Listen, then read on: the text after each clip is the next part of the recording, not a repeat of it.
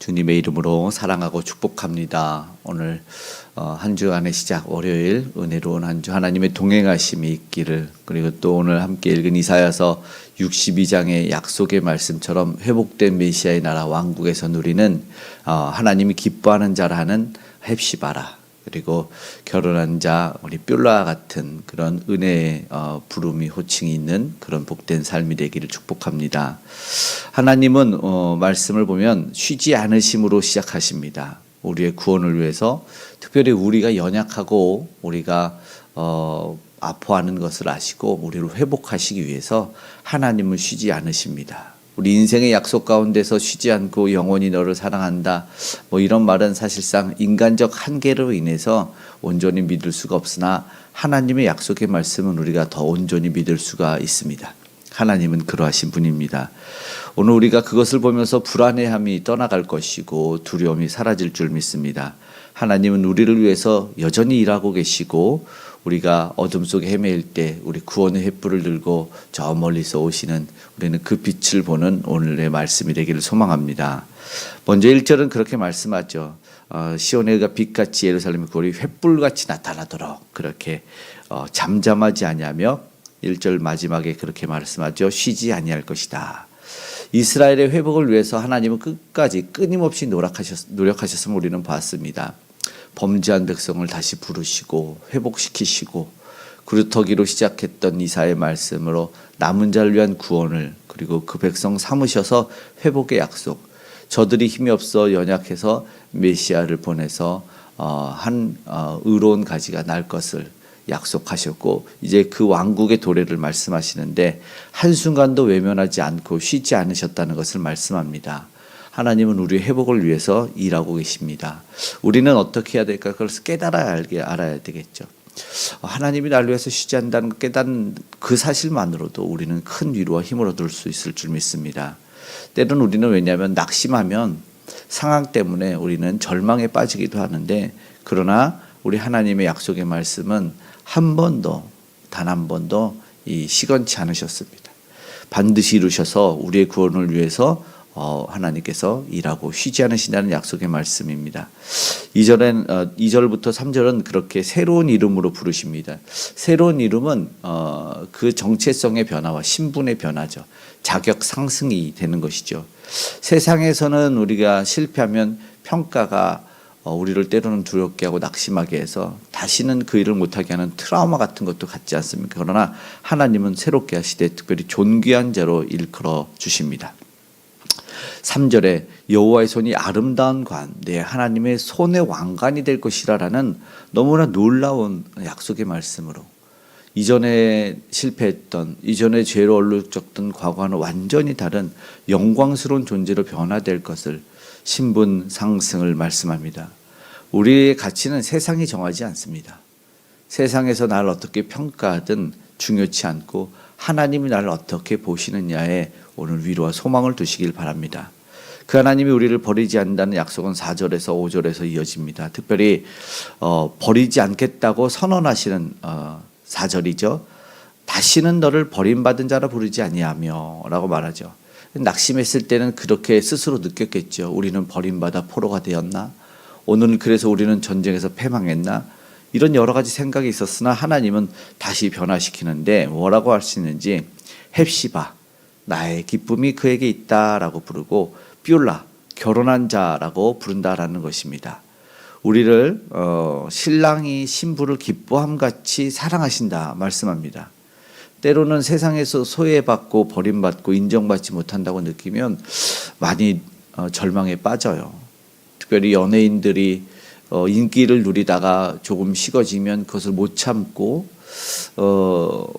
마약에 손을 댄다던가 아니면 거기에서 자포자기해서 모든 안타까운 삶을 끊는 일도 많이 보게 되지 않습니까? 그런데 하나님은 절대 그러신 분이 아닙니다. 오늘 우리를 오히려 회복시키시며 우리를 변함없이 기뻐하신다라는 것이죠. 오늘 우리는 그 하나님과 동행하기를 기도하는 하루와 한 주 시작이 되기를 원합니다.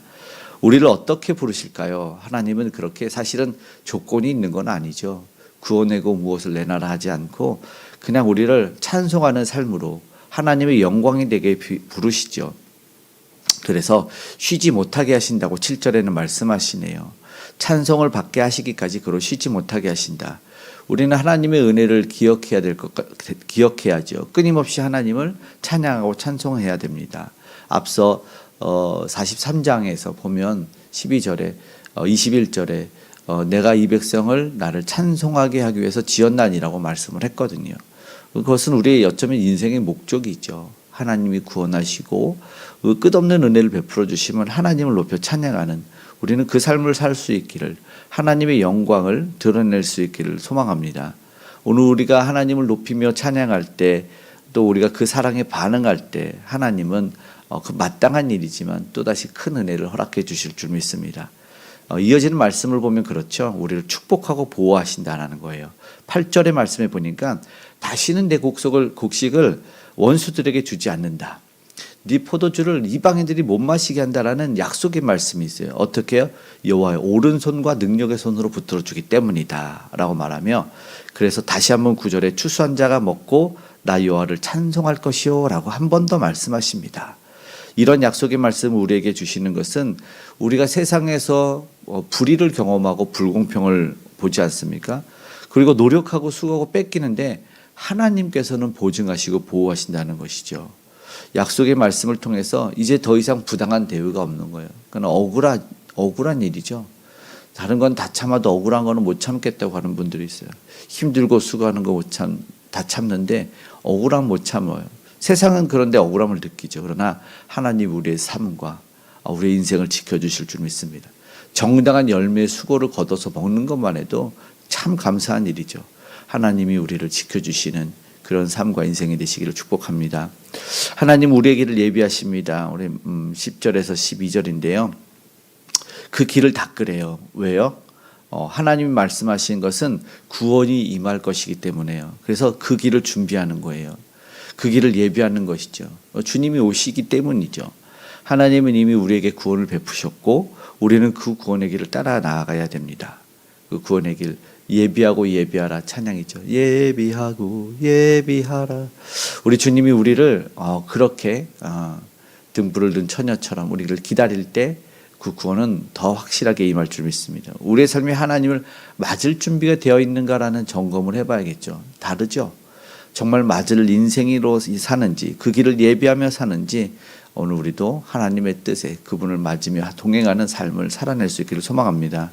우리는 누구일까요? 12절에 오늘 이사야 62장 12절 마칠 때 이렇게 말하네요. 사람들이 너를 걸어 거룩한 백성이라 여호와께서 구속하신 자라 하겠고, 이제 다시 한번 제대로 된 회복된 부름을 받게 됩니다. 세상에서는 너 버림받았어 앞서 말했지만 이제는 구속하신 자, 찾은 바 된 자, 버림받지 않은 성읍이라고 호칭과 부름이 다 바뀌었습니다.